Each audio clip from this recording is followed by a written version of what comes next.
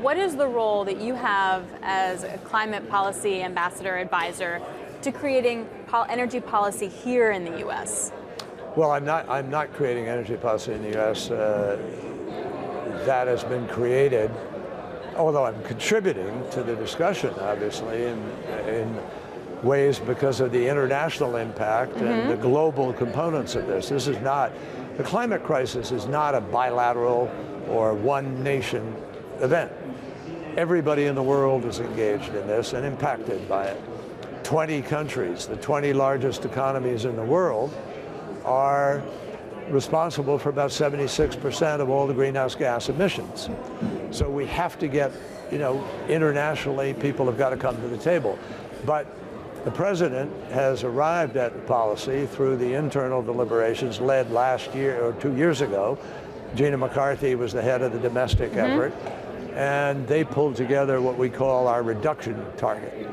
But I asked the question because President Biden is saying we need more oil now, but then at the same time doesn't want oil in the future. And that feels confusing when you're, say, a Chevron or an Exxon and developing shale in the U.S. I understand it can sound confusing.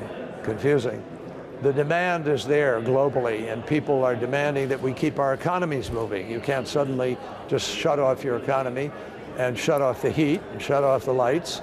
You have to keep things going. But at the same time, you can stay focused on reducing the emissions that are the byproduct of providing that energy that keeps your economy moving. And so now Germany, for instance, right now Germany has lost its gas from Russia, but they've cut it off. They said, that's enough of that. We're not going to be held prisoners of a petro-dictator's decision weaponizing our energy. So Germany has now deployed 50% of their energy is coming from renewables, and they're heading towards 80% of it coming from it. So there's a shift taking place in the marketplace. That shift will continue. But at the same time, Germany, for example, is still going to need, say, LNG from the U.S. and LNG from other countries. Yeah, absolutely. But doesn't that go against the climate goals? Because we are in transition. Okay. And the transition, by 2030, we need to hit a target of at least 45% reduction in the United States of our greenhouse gas emissions. The president has set a goal of 50 to 52% reduction by 2030. So we have time now. Companies are only just really, getting the bit in their mouths, if you will. They're starting to move, and every company is starting to move. They're reducing their own emissions. They're looking at ways to have a clean supply chain. There are a lot of people now, including oil and gas companies, who are moving to find ways to produce their product, energy, which has come from, let's say gas in particular, but by capturing the emissions that come from that gas. So I guess then the question becomes, how are the conversations evolving, say, with China? When you have a geopolitical backdrop that's very challenging, you have a trade war that continues, it gets a little, you're smirking, but true. No, I'm not smirking. I'm smiling about it because it's a problem. So how do you have conversations with your counterparts when there's this backdrop that's really hard? Well, it's gotten harder. It's gotten than it is a month ago, for example. It's gotten a lot harder than it was last year or the year before. And that's a shame because this is not a bilateral issue. It's not a, China has as much need to have us be successful in dealing with climate as we do. And it's a global issue where China is 30% of all the emissions on the planet. We're about 10 and going down. So the fact is that if China and the United States can't find a way to move forward and cooperate on this, it's going to be a much harder race for everybody else. Can you cooperate with China on climate and not on other stuff? Well, I believe you can. But it's difficult. What's gotten harder about the conversations in the last 6 months? Well, I think, we believe that there are certain things that we think China needs to do, and China believes there are certain things they think we need to do. And the dialogue has been interrupted because of certain events that happened, like, the shutdown over Taiwan, and now the balloons that have traversed us. It's a difficult atmosphere, and we have to find a way to be able to communicate to each other find out where we can cooperate and be able to manage some of the very difficult issues that do exist between us, and there are a lot of them. Where can climate you is the meet? biggest and single most important place that we should be able to find some cooperation, because we have to. Literally, life and death depends on the United States and China being able to find a way forward. Where in that? Is it wind? Is it solar? Is it LNG? Is it decarbonization? Like, what in that can you guys agree on? We did agree. Okay. In Glasgow, and we reaffirmed it in Sharm el-Sheikh at the COP meetings, that we would cooperate on methane, trying to reduce the methane levels. We would cooperate on their transition and our transition from fossil fuel, unabated fossil fuel, to renewables. And we agreed that we would deal with deforestation together. So we have the basis of an understanding of where we agreed to work on.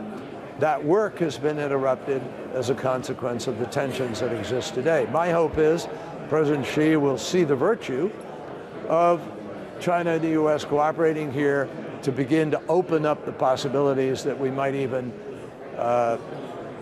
open the door to other conversations from other folks that deal with some of the other issues. And they're big issues. Nobody should pretend they're not, obviously. And I don't think we are. So if we do, on a short-term level basis, if we go into recession this year, if central banks hike too much and it crimps growth, if companies' profits fall off, if their top line gets crimped, does that delay the energy transition for you? How do you see it?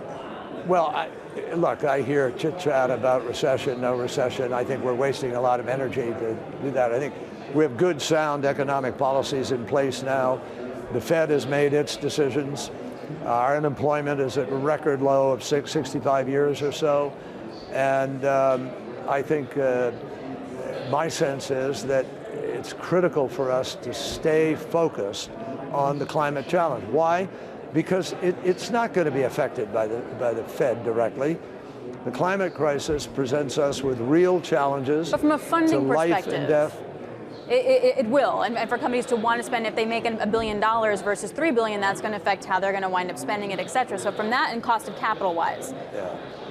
Right now, $1 billion would sound good for the climate fight, because we have a Congress that has not been ready to put money into this effort in the way that we need, with the exception of the IRA, which is an extraordinary, historic piece of legislation that will have a profound effect on what happens here in the United States and therefore around the world to deal with the crisis. But you need private capital to follow it. If their cost of capital goes up, that's going to hurt their ability to do that. If the cost of capital goes up, that could slow down the capacity to make the transition, no question about it.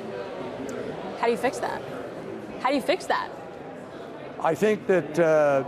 more government help? Like, is that going to be the thing? No, I think that the Fed will balance, in my judgment, and is going to look very carefully at how we proceed there with respect to interest rates and the speed and where the inflation is at that moment in time. Unemployment is already at a low enough rate that it's very hard to see how that's going to have an impact here. But the climate crisis is a crisis unto itself. We're finding the money for Ukraine. We are doing what we need to do, which is appropriate, which is very important for the United States to be true to its promises, and the stakes are very high in terms of the future potentials of war in various places. So that's important, but we have to find the money equally for the climate crisis, because it's moving every day without any sort of relaxation or any slowing down. At the moment, it's speeding up. And so we have to find the money to be able to put into that at the same time. It feels like, and this is a hot topic here among oil people, this is perfectly epitomized by what's happening in Alaska with Willow. Everyone's waiting to see whether President Biden is going to approve Conoco's project in Willow, Alaska. Should he? That might be an unfair question, but should he? I mean, people want it there. Environmentalists don't, but the people do. Conoco needs the oil. The world needs the oil, but it is also Alaska, and maybe you don't want to drill there. Let me tell you what the first priority is before we get into the subject of opening one area. That's not going to be determinative here. What we need to do is have the permitting reform that is going to present a lot more decisions about where our options are as to what we do. And if we don't have permitting reform and accelerate the capacity to be able to do what we need to do to meet the climate crisis, we won't win the battle. You can't take 10 years to make a decision whether or not to deploy a solar field or a wind farm or whatever it's going to be. We've got to be able to site things faster. We have to move faster. And it's very important for our democracy to prove that we have that ability to work and function. Because, we've seen extraordinary events happening all around the world as a result of the amount of warming of the planet that's already taken place. So if you look at the flooding, yep, or you look at that extreme heat, 10 million people die every year from the extreme heat. 10 million people plus die from the lack of quality air, yep, as a result of the particulates that come from the burning of fossil fuel that are in the atmosphere. So we have a responsibility to make sure that we're dealing with that broader, larger security issue. And one or two decisions here and there about a pipe or about opening up an area, those are not going to be determinative in this. What's going to be determinative is whether or not we've laid the groundwork and we have fully funded the ability to be able to capture emissions, reduce emissions, and transition to a clean energy economy. Last question to this point, I'm asking all the guests this. What's going to power up your car in 10 years? And that could be like the light switch from your home that's going to power your EV. What's going to make it run? Well, I believe in the United States, the automobile industry has made a decision, and they are going electric. And the automobile industry has made clear that by 2030, 50% of their vehicles will be electric that they're selling. And by 2035, they will only sell electric vehicles as the new vehicles. They will be, therefore, it'll be necessary to have sufficient power that is being created, electrification, in order to be able to power those vehicles. And that's fully within the capacity of the United States of America. The electric utilities understand this, they're preparing for it, but we still need the siting ability for transmission lines and other things so we can fully power that transformation. It's absolutely critical, and I think it's very exciting because it's going to create a lot of jobs. The president is focused on jobs and on the economy, and this is going to be the largest economic transformation we've had since the original Industrial Revolution. I think it's exciting, and I think we should look forward to it, and American capacity within it, because of the Inflation Reduction Act. The United States has an extraordinary opportunity here to be leading the charge.